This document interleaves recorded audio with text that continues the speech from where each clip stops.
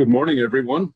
It's Rich Martin with the monthly safety advisory call for the month of November 2025. And today we will be talking about noise-induced hearing loss, its effects on workers and on hearing protection, and what our responsibilities are to protect workers from this long-term and permanent disability. If we look at our screens right now, you should be seeing the information screen on who to contact if you have any questions or need further information, or just any general safety-related input. FCA Safety Helpline is available at safetyhelpline@finishingcontractors.org. It's the email address. Phone number is 844-414-SAFE. Your questions are private and they will be answered by a safety professional. The screen will reappear at the end of the presentation, so you can screen grab it now if you like, or at the end of the presentation you can get this information again. All right, so we're talking about hearing conservation, the effects of excessively loud noises in the workplace. Little brief video here, approximately 3 minutes. Hello there. I said hello there. Thanks. Can you hear me now? Good. So, have you heard that exposure to loud noises on the job can lead to hearing loss or worse? It can. In fact, an estimated 22 million U.S. workers are exposed to noise that is loud enough to be hazardous every year. Regardless of your workplace or tools, you should be aware that repeated exposure to loud noises can permanently damage your hearing. So, how do you know if you're being exposed to hazardous noise on the job? Well, do you hear ringing or humming in your ears after leaving work? Do you have to shout to a coworker an arm's length away to be heard? And do you experience temporary hearing loss after leaving the workplace? That's what I was afraid of. The amount of damage noise can do to your hearing depends on 3 things: decibel level, distance, and time. Let's take a closer look at each. Sound is measured in decibels. Safe or moderate sound levels are only around 50 to 60 decibels, which is the volume of most conversations. With extended exposure to levels that rise between 85 and 90 decibels, you're going to need some sort of hearing protection. This very loud volume can be produced by blow dryers, blenders, or vacuum cleaners. And you should put on that hearing protection now. Extremely loud sounds in the 90 to 110 decibel range are made by lawnmowers, hand drills, chainsaws, and even digital music players. The most damaging noises are classified as painful and include jet engines, jackhammers, and firearms, all of which can be deafening at 120 to 150 decibels. Distance is another key factor in protecting your hearing. Decibels decrease with distance from the source of any noise, so moving away will lower your chances of injury. The third key to protecting your hearing is time, because the damaging effects of noise can add up over your lifetime. So your risk for permanent damage increases with regular exposure to loud sounds.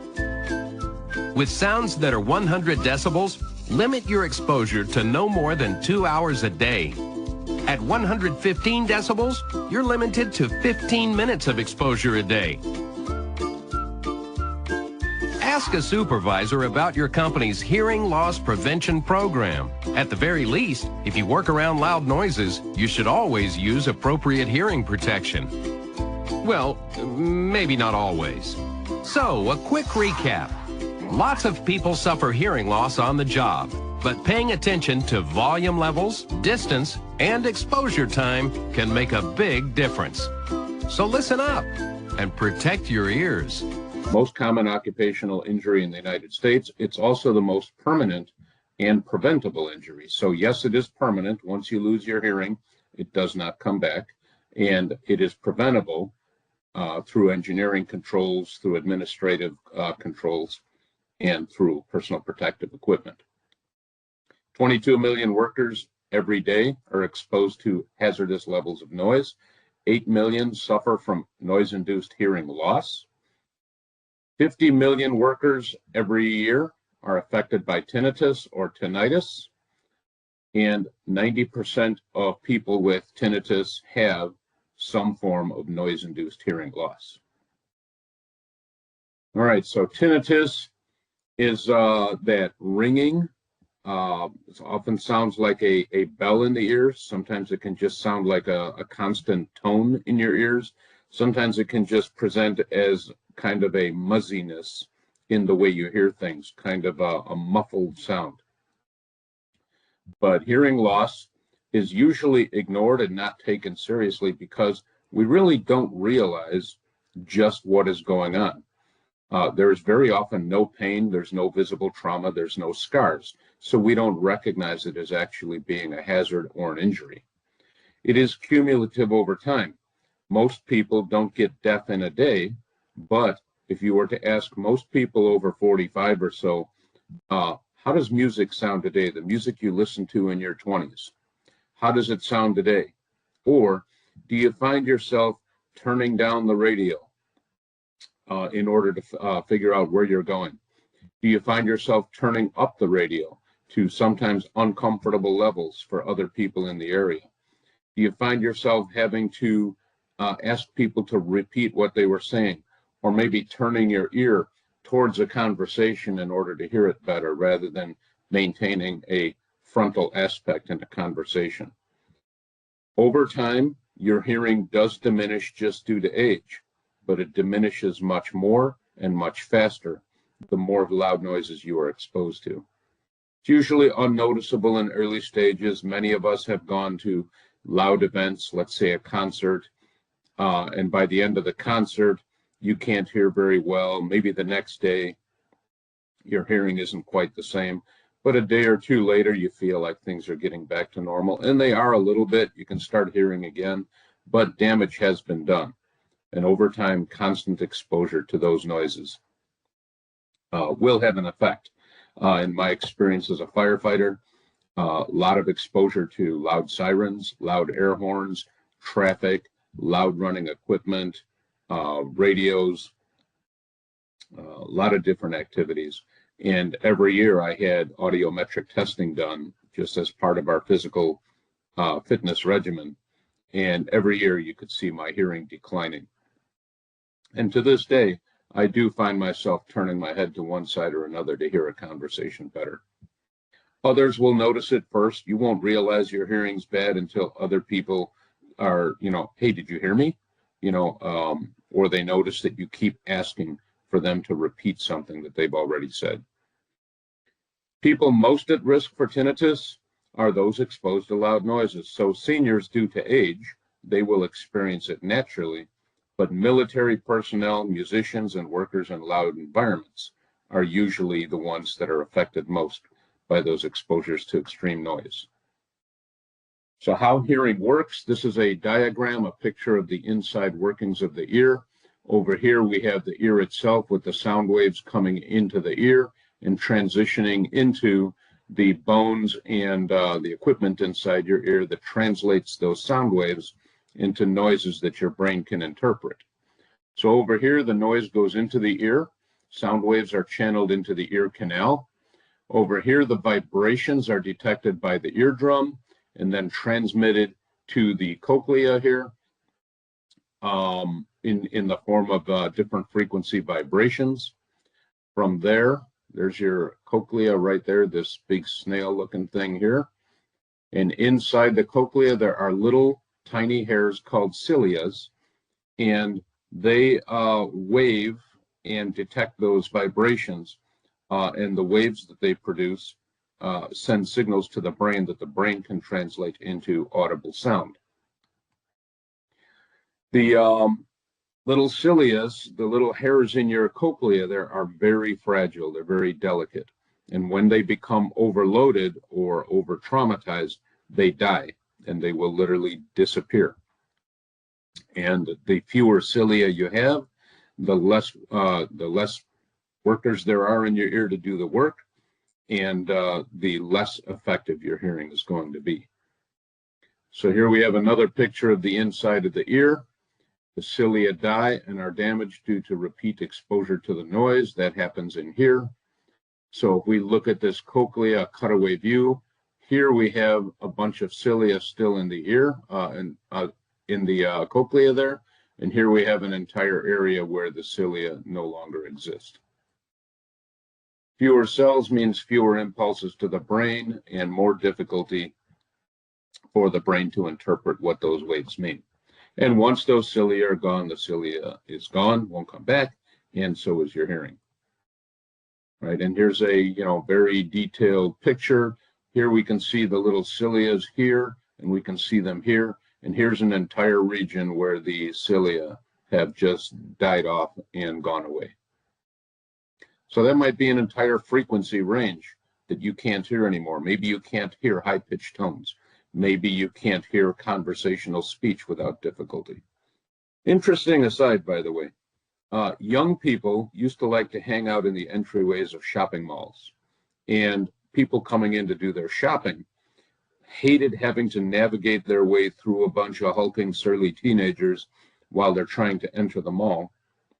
So they would complain to mall management, hey, can't you do something about these kids? They're blocking the entrances, and we don't like, coming in through that. And they figured out that young people can hear higher pitched tones than middle-aged people and older people. In fact, by about age 23 or 24, there are certain high frequencies you can no longer hear. And this is just a natural progression of aging. So what they started doing is they started piping these high-pitched tones into these vestibule areas of the shopping malls. Anybody over age 25 can't hear them, but the kids hated it. It was just, driving them nuts. So then they would migrate over to the food court, which is where the mall really wants them anyway, right? Spending money on food. But it cleared up the vestibules, and it was a simple matter of just piping in that frequency, that noise that only they can hear. Kind of similar to what food stores do to get you to buy more food. You walk in and the first thing you do is smell baking bread. And when you get in, you realize the bakery's all the way at the other end of the store. They often actually have a duct that will take the baking bread smell from the bakery and pipe it into the entryway to the store to make you more hungry. All right, decibel scale is not linear. 76 decibels is probably a loud conversational level. If I'm speaking loudly to you, we're probably at about 76 decibels. For each 3 decibel increase in noise, for example, we jump up to 79 decibels, the noise level you're experiencing actually doubles. So for every 3 decibel increase, small increases in decibel level represent enormous increases in noise level and risk, right? Can you hear me now at 88 decibels, at 91 decibels? We are well past the range where we should be wearing some form of hearing protection. In fact, the basic rule of thumb is that if you have to raise your voice to have a conversation at the job site, then it's time for hearing protection or engineering controls to reduce the level of noise being produced. This is the OSHA table. OSHA allows you 90 decibels on a time-weighted average. So for an 8-hour day, you can work in up to 90 decibels without risk of significant hearing loss. Keeping in mind, as with everyone, people are different. Some people will experience hearing loss at lower decibel levels. But generally, 90 decibels is the level that OSHA has established. NIOSH, the National Institute for Occupational Safety and Health, has established a safer level of 85 decibels. So that's generally the level we want to work at, 85 decibels to protect our workers from the excessive noise. If we look over here, we have a gauge that indicates that, for example, a conversation about 3 feet away, so normal conversational distance, you'll be talking at about 60 decibels back and forth. Classroom chatter, maybe 70, 80 decibels. So now we're getting into the range where NIOSH says hearing protection might be necessary. So we're looking at a freight train 100 feet away. A boiler room might be 90, and at 100 decibels, we're now at typical noise levels at a given construction site. So 90 decibels over here. Note that OSHA says 90 decibels, you can do that for 8 hours. At 90 decibels, NIOSH says you really should only be in there somewhere between 4 and 2 hours. At 100 decibels, the typical noise level at a construction site, OSHA says 2 hours. NIOSH says 15 minutes. At 115 decibels, so now we're operating heavy equipment. Maybe we're operating jackhammers. We have a quarter hour per day, so 15 minutes per day from OSHA, and only about 15 seconds for NIOSH before you start experiencing hearing loss. So we don't take this seriously, again, because we don't see the effects until sometimes many years later. But the effects are very real. When we have to deal with hearing conservation, OSHA says that any workers that are experiencing levels above 85 or 90 decibels must fall under a hearing conservation program. That means PPE must be provided, audiometric testing may be necessary, especially if there are concerns about people having lost their hearing. So a written program provides guidance and foundation. There is a hearing conservation program in the Safety and Health Manual that FCA provides to all of its members. Noise monitoring must be done when noise levels are above 85 decibels. So what you would do there is you might have an industrial hygienist come in with noise level monitors, and they will place those monitors in strategic areas around the workplace, or maybe they will have individual workers wearing individual personal monitors, and they will measure the level of sound that workers are exposed to. And they will balance that out over an 8-hour exposure. If you get, 100 decibels for 3 minutes, and that's the highest level of noise you experience, everything else is below 85 decibels or so, you'll probably be okay. But if monitoring notes that 100 decibels, people are experiencing that for more than half an hour or an hour, then they might start saying we need to do something about protecting our workers from that noise. So that'll be the testing that'll be done. Hearing protection must be provided. That must be provided by the employer. And a lot of employers provide the hearing protection and then leave it up to the employee to use it. Remember, the reason that we are even talking about this is we want to protect the workers from harm, but we also want to protect employer exposure to claims of disability or work-related damage. So if we are in a work environment that is excessively noisy and we have determined that hearing protection is advised in this area, not only do we need to provide it, we need to make sure that people are wearing it appropriately, just like you do with protective footwear, safety glasses, hard hats, high visibility clothing in traffic areas. If noise levels are high, we need to call people out when we see them not wearing their hearing protection. The hearing protection chosen must reduce the experienced noise level to below 90 decibels. So we can't just put our hands over our ears and say, okay, we're protecting ourselves from the noise. No, there has to be some measurable benefit level to wearing that hearing protection. Engineering controls should always be the first method that we employ to reduce worker exposure to the noise. Engineering controls would basically be mufflers on running equipment that reduce the noise level to as low as is reasonably achievable. People who use jackhammers. Can we put a jackhammer attachment on a skid steer and put the worker inside an enclosed cab to reduce exposure? Perhaps. Air pressure can make noise. Do we have systems in place to keep the noise down when it comes to those impulse noises like air blasts going off? But we need to come up with ways to reduce those noise levels. Some of them might be sound baffles. Some of them might be solid barriers that stand between the noise that is being made and the workers. Audiometric testing must be done for all employees exposed to noise levels more than 85 decibels.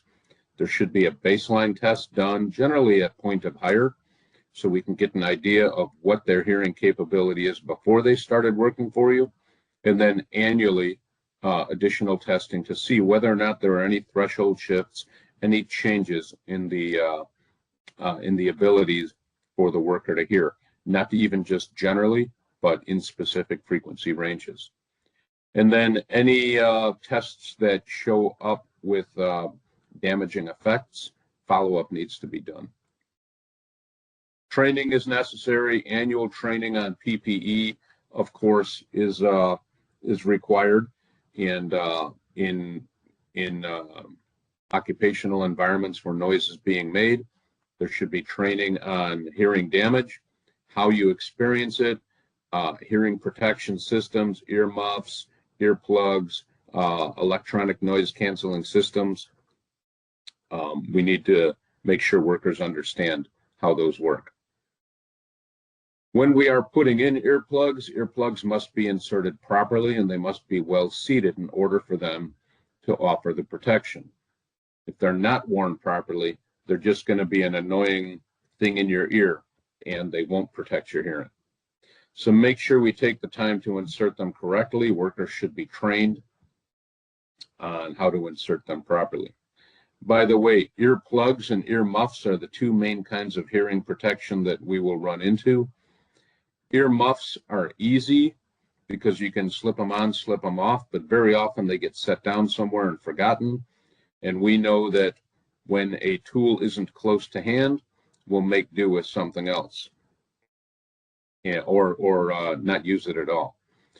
So earmuffs do provide decent protection, but earplugs do a better job.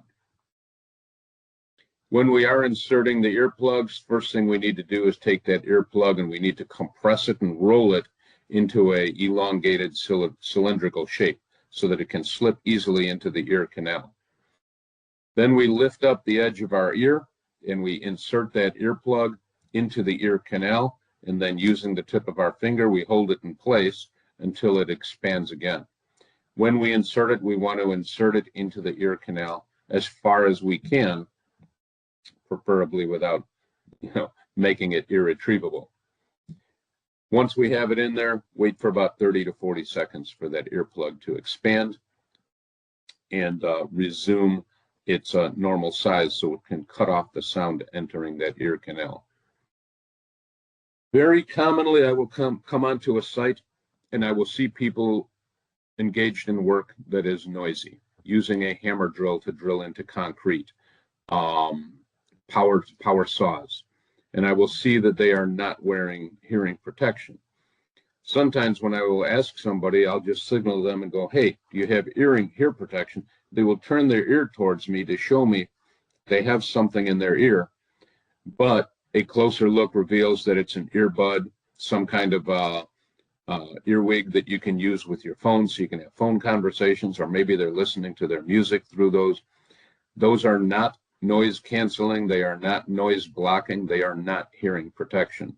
In fact, depending on the type of music that the person's listening to and the volume at which they're listening to it, they might be contributing to their hearing loss problem. So noise canceling headphones and earbuds used for listening to audio are not adequate hearing protection. How we insert the earplugs properly. All right, we're going to take the earplug and we're going to roll it up into that tube. Different methods between the thumb and the forefingers. Here in the thumb and forefingers with both hands. That's what it should look like before we put it into our ear. Then we're going to lift up our ear and we're going to insert it into the ear canal. And then we're going to hold it in there until it expands. Examples of, there's your proper insertion. So we're putting it in, we're holding it in place, and we're letting it expand. Improper insertion, just trying to jam that thing in there. This, number one, easily falls out. Number two, it does not nearly provide the protection that it should. Just trying to shove it in, that doesn't help. That's what it ends up looking like. It easily falls out, sometimes just by tilting your head, sometimes just by movement. It expands outwards instead of inwards. So those are not the right way to put in your earplugs. Selecting the right earplugs and using them properly is important. I happen to, this is not an endorsement, but I happen to like the skull screws by 3M. They're silicone based. They have these little studs where you can just push the thing into your ear, and it automatically self-compresses, and then once it's in place, will automatically stick in there and block the ear canal. And they also have the little cord on it that wraps around your neck so you can keep it with you, and the little stud helps you to pull the earplugs out when it's time to take them out again. But these are just one type. There are other types out there. Most of the ones you'll see out there are the expanding foam ones, and usually that's because they are pretty inexpensive. On the container somewhere, you should see a noise reduction rating. All right, they're saying here, if used properly, this particular earplug should cut the noise level by about 32 decibels. So if you are at 100 decibels and you're wearing these properly, your experienced noise should be about 68 decibels, which is well within and well below that 85 decibel range that we're trying to protect our workers from. And here we see the different frequency ranges that it protects you from. Right there's your noise reduction rating of 32. These are ANSI approved. So when we're looking at hearing protection, we do want to see an ANSI or an ASTM rating indicating that they have been tested and that they have been approved for the purpose. And you know, again, you'll see the different frequencies. So your lower frequencies, those are your deeper tones. Your higher frequencies, like up here, is what the teenagers can hear, but you can't. And we want to be functional in this range here. When do we wear that hearing protection? Whenever we have areas where there is loud noise, especially frequent loud noise. Probably should be posting signs similar to this one, you know, caution, noise hazard, hearing protection required beyond this point. Just as a reminder to people, hey, when you're in this area, make sure you have your earmuffs on or your earplugs. Generally, anytime you have to raise your voice in order to have a conversation, it's time to cut down the noise, move away from the noise, or start wearing that hearing protection. NIOSH makes an app for the iPhone. You can get similar apps for Android phones. The NIOSH one is nice because it is targeted specifically to the iPhones, so it's pretty accurate. We have compared the iPhone app, the NIOSH sound level meter app, to audiometric testing devices and found it to be pretty much on the ball with those specific testing devices. But if you have iPhone, you can get the app, and if you're curious about the noise levels in the area, you can run the app. In this case, this is a shot I took showing that, you know, we are experiencing 104.9 decibels in this area. This is what the app looks like when you're looking in the App Store or in the App Store, and you will see, you know, NIOSH sound level meter with the white N in the blue field. So a handy app. There are similar apps for the Android. I happen to be an Android guy, so I have compared the Android's apps against the NIOSH apps. And again, they're very close. They might be off by 1/10 of a point or something. You know, Android might say 104.8, but we're definitely in the ballpark. Hierarchy of controls we use to reduce our workers' exposure to noise. One quick aside, I didn't put it on a slide, but to get back to the earplugs, there is an advantage that earmuffs have over earplugs, and that is that as long as you keep them clean, you're not very likely to get any ear infections or ear damage due to contamination. Often workers, when they're putting in their earplugs, they have dirty hands, they're rolling up those earplugs and they're shoving it into the ear canal, and now they're putting potential contamination in the ear where they can end up with hearing infections. Also, depending on the level of wax produced by the ear, workers shoving in earplugs could end up also packing wax down inside the ear. and they could end up losing a little bit of hearing because of that. Fortunately, that can be corrected by just going to a ears, nose, and throat doctor, having them look at it, and then they can recommend methods to clean out the ears. But back to eliminating or protecting from the noise. Engineering controls used to eliminate the noise or reduce the amount of noise being produced include silencers, mufflers, enclosures, sound barriers, and acoustic panels. Generally, in the construction setting, probably the most effective methods are going to be mufflers and not generating noise inside enclosed areas. If you're running a saw, maybe the saw should be run outdoors rather than indoors. And then sound barriers too can block sound waves and reduce the noise. So if you do have to make noise indoors, workers can hide from the noise on the other side of a sound barrier. Administrative controls are changing the way we do things or establishing policies and procedures to protect workers from noise. Less effective than engineering controls, but an administrative control might be increasing the distance from the noise or reducing the time of exposure to the noise. A lot of times employers forget about the fact that workers can be exposed to this level for 2 hours before they have damage. Hey, I've got a number of workers here. Why don't I have one worker do that work for an hour, and then an hour later I'll have a different worker do that work, and that way each of those workers is not exposed to noise levels at a duration that would cause hearing damage. The last level of protection, unfortunately, it's usually the first one we think of, but the last and least effective method of protection that is available to us is the PPE.